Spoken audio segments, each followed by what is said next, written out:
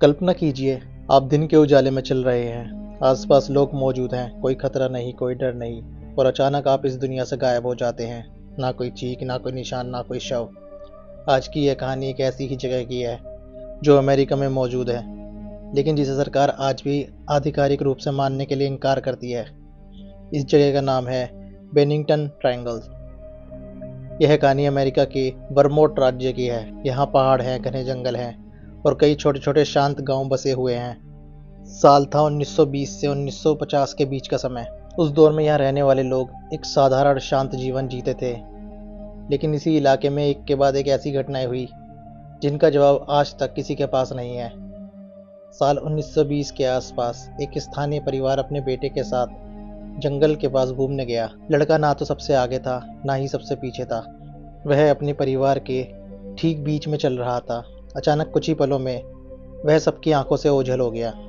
परिवार ने सोचा शायद वह आगे निकल गया हो, लेकिन जब कुछ मिनट बाद भी वह दिखाई नहीं दिया तो सब घबरा गए।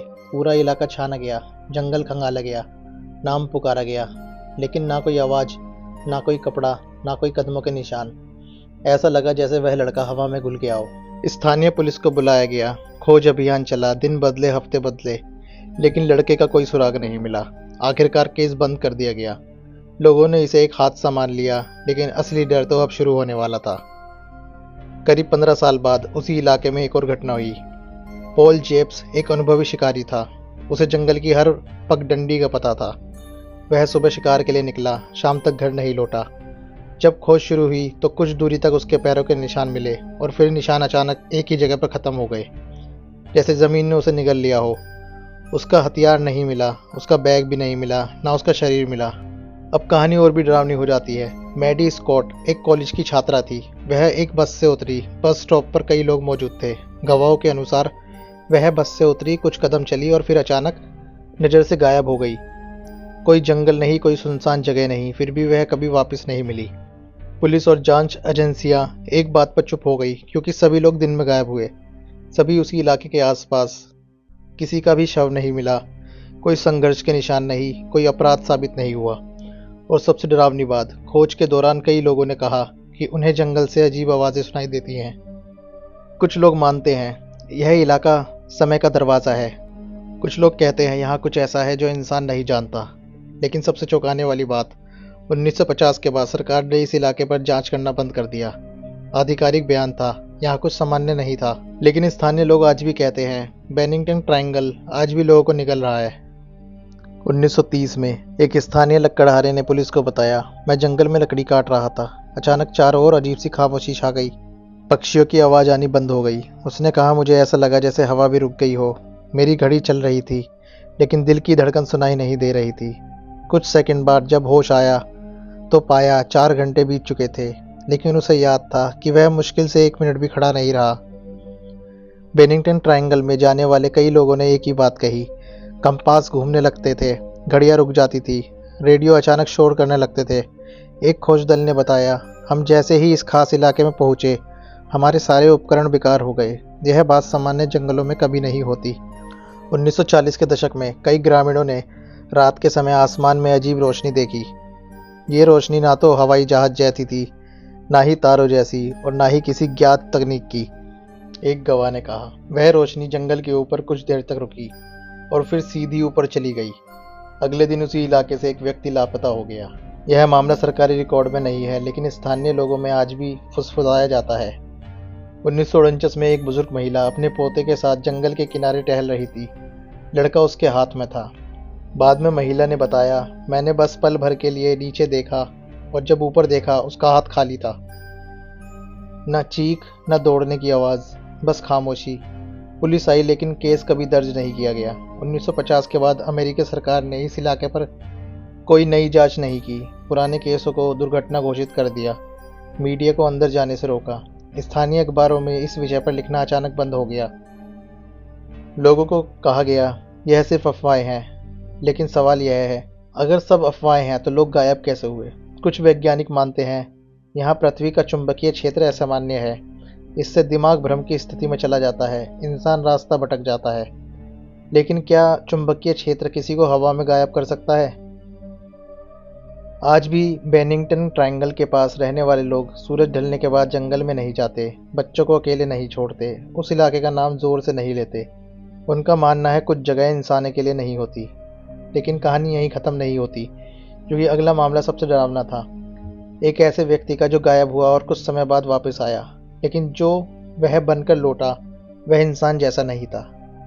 1953 की बात है। वर्मोंट के एक छोटे से कस्बे में एक आदमी अचानक दिखाई देता है। नाम नहीं पता, क्योंकि उसके परिवार ने आज तक इस केस को छुपा कर रखा, लेकिन इतना ज़रूर कहा गया, वह आदमी 4 दिन पहले बेनिंगटन ट्रायंगल में लापता हुआ। 4 दिन तक कोई निशान नहीं मिला, ना उसके कपड़े मिले, ना जूते, ना शरीर। और फिर वह वापस आ गया। जब वह घर पहुंचा तो उसकी पत्नी उसे देखकर रो पड़ी, लेकिन यह खुशी के आंसू नहीं थे। उसने कहा उसकी आंखें जैसे किसी और की ही थी। वह अपने बच्चे को पहचानता था, अपना नाम जानता था, अपना घर पहचानता था, लेकिन वह भावनाएं नहीं दिखा रहा था। उसे तुरंत डॉक्टर के पास ले जाया गया। डॉक्टर ने नोट किया, दिल की धड़कन सामान्य से धीमी, शरीर का तापमान थोड़ा कम, आंखों की पुतलियां असामान्य रूप से फैली हुई।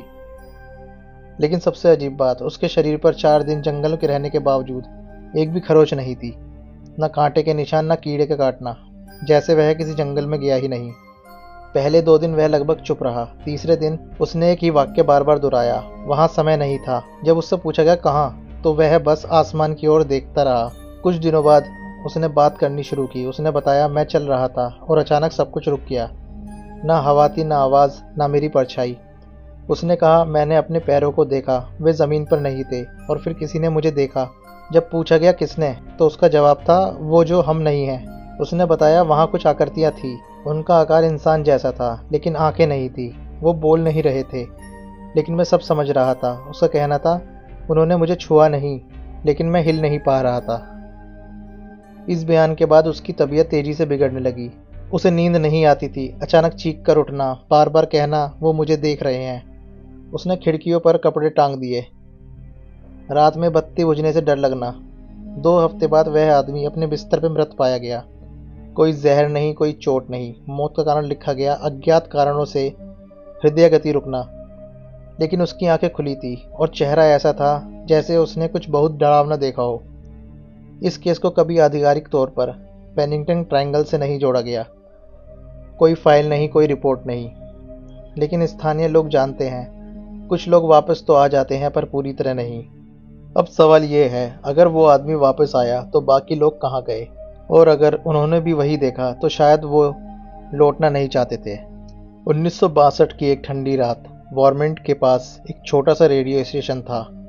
यह स्टेशन जंगल से आने वाले आपात सिग्नल सुनने के लिए जाना जाता था। उस रात ऑपरेटर अकेला था। लगभग रात 2:17 पर रेडियो पर एक अजीब सिग्नल आया। यह कोई मोर्स कोड नहीं था, ना कोई विदेशी भाषा। यह था धीमी सांसों की आवाज़, बीच बीच में गहरी गूंज, और फिर जैसे कोई फुसफुसा रहा हो। ऑपरेटर ने बाद में लिखा, ऐसा लगा जैसे रेडियो किसी जिंदा चीज को पकड़ रहा हो। कुछ सेकंड बाद उस शोर के बीच 3 शब्द साफ सुनाई दिए, हम यहाँ हैं। ऑपरेटर ने सोचा शायद कोई मजाक कर रहा है। उसने जवाब दिया, आप कौन है?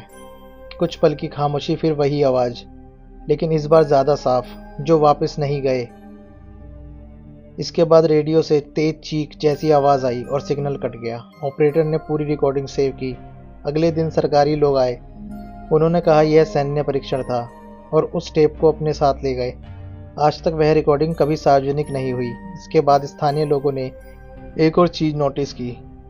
रात के समय जंगल से रेडियो जैसी गूंज, धातु से टकराने जैसी आवाज़, और कभी कभी किसी के चलने की आहट, लेकिन वहाँ कोई नहीं होता था।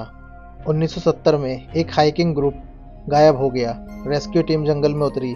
उनके पास वॉकी टॉकी थे। एक सदस्य ने अचानक कहा, मुझे आवाज़ें आ रही हैं। पूछने पर उसने बताया, मेरे अपने नाम की आवाज़। कुछ मिनट बाद रेडियो पर एक संदेश आया, वे हमारे बीच हैं। फिर तेज शोर और पूरी टीम से संपर्क टूट गया। 3 दिन बाद टीम के 2 सदस्य मिले, जिंदा लेकिन सदमे में। उन्होंने कहा, हमने उन्हें देखा। जब पूछा गया किसे, तो जवाब था, जो चलते नहीं थे लेकिन सरकते थे। दोनों ने एक ही बात कही, उनकी आंखें हमारी तरफ नहीं थी, जैसे वे हमें नहीं देख रहे थे, हमारे अंदर देख रहे थे।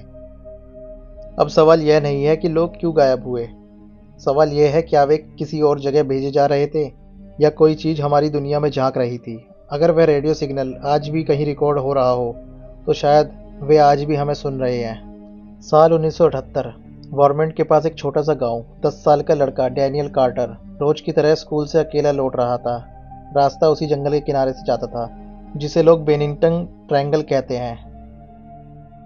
डैनियल ने बताया, हवा अचानक बंद हो गई, जैसे जंगल सांस रोक लेता है।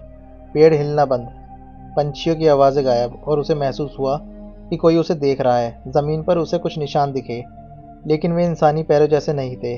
उंगलियों के निशान नहीं, बल्कि गोल फिसलते हुए चिन्ह। डैनियल डर गया और पीछे मुड़ने लगा। तभी उसे 2 आकृतियाँ दिखी। वो लंबे थे, शरीर धुंधला, और ज़मीन पर चलते नहीं थे। डैनियल के शब्दों में, वे चल नहीं रहे थे, वे हवा पर तैरते हुए सरक रहे थे। उनकी आंखें बहुत बड़ी, लेकिन पलकें नहीं और चमक भी नहीं। ऐसा लगा जैसे वे मुझे देख नहीं बल्कि मेरे अंदर झांक रहे हो। डैनियल ने साफ कहा। उनका मुंह नहीं हिला, लेकिन आवाज़ मेरे दिमाग में आई। आवाज़ थी, तुम हमें देख सकते हो। डैनियल डर के मारे भागने लगा। कुछ कदम बाद वे बेहोश हो गया। उसे जंगल के बाहर मीलों दूर पाया गया। डॉक्टर हैरान थे। शरीर पर कोई चोट नहीं, लेकिन दिमागी झटका। डैनियल बार बार एक ही बात दोहराता रहा, वे वापस आ रहे हैं। कुछ हफ्तों बाद डैनियल ने कागज़ पर एक नक्शा बनाया। उस नक्शे में जंगल का एक खास हिस्सा, गोल घेरे और बीच में एक अजीब निशान। जब यह नक्शा स्थानीय अधिकारियों तक पहुंचा तो उसे जब्त कर लिया गया। आज तक वह नक्शा पब्लिक में नहीं आया। डैनियल का परिवार कुछ महीने बाद गांव छोड़कर चला गया। डैनियल ने कभी उस घटना के बारे में बात नहीं की, लेकिन आज भी उस जंगल के एक हिस्से में कंपास काम नहीं करता, रेडियो शोर करता है और मोबाइल सिग्नल गायब। स्थानीय लोग उस जगह को कहते हैं जहां ज़मीन सुनती है। अगर डैनियल सच बोल रहा था तो इसका मतलब वे केवल देख नहीं रहे थे, वो संपर्क कर रहे थे। और वे बच्चों को चुनते थे क्योंकि वे डरना भूल जाते हैं।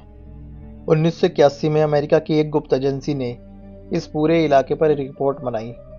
इस रिपोर्ट का नाम था जोन ऑफ रिपीटेड डिसअपीयरेंस। इसमें साफ लिखा था, यह प्राकृतिक दुर्घटना नहीं है, यह मानव अपराध भी नहीं है, और यह सामान्य मनोवैज्ञानिक भ्रम नहीं। टीम ने जंगल में जमीन की खुदाई की, रेडियो वेव्स मापी और हवा की संरचना जांची। रिपोर्ट में लिखा था, यहाँ समय एक जैसा व्यवहार नहीं करता। कई लोगों ने दावा किया 5 मिनट गए, लेकिन घड़ी में 40 मिनट। सूरज की दिशा बदली और आवाज़ें देर से वापस आई। वैज्ञानिकों ने इसे कहा लोकलाइज्ड टाइम डिस्टॉर्शन। 1987 में एक डॉक्यूमेंट्री टीम जंगल में गई। उनके पास वीडियो कैमरा था। कैमरा रिकॉर्ड करता था, लेकिन टीम कभी वापस नहीं आई। 3 महीने बाद कैमरा मिला। टेप में पहले 20 मिनट बिल्कुल नॉर्मल, फिर स्क्रीन हिलने लगी, आवाज़ें गड़बड़ाने लगी, और आखिरी 12 सेकंड में कैमरे के सामने कोई इंसान नहीं था, लेकिन एक परछाई धीरे धीरे लेंस के पास आई। उस टेप को कभी रिलीज़ नहीं किया गया। पूरे इलाके को रेस्ट्रिक्टेड जोन घोषित कर दिया गया। आज भी वहाँ ट्रैकिंग मना है, ड्रोन उड़ाना गैरकानूनी है, और रात को कोई नहीं जाता। स्थानीय लोग कहते हैं रात में जंगल रोशनी सोख लेता है। तो सवाल अब यह नहीं है कि वहाँ क्या था, सवाल यह है क्या वह अब भी हमें देख रहे हैं, क्योंकि आवाज़ें अब भी आती हैं, बच्चे अब भी सपने देखते हैं, और जंगल अब भी खाली नहीं लगता। कुछ रहस्य इसलिए नहीं सुलझते क्योंकि वे ख़त्म नहीं हुए, वे अभी भी चल रहे हैं। अगर आपको लगता है कि यह सिर्फ कहानी नहीं थी तो वीडियो को लाइक करें और चैनल को सब्सक्राइब करें, क्योंकि अगली कहानी शायद आपके शहर से हो।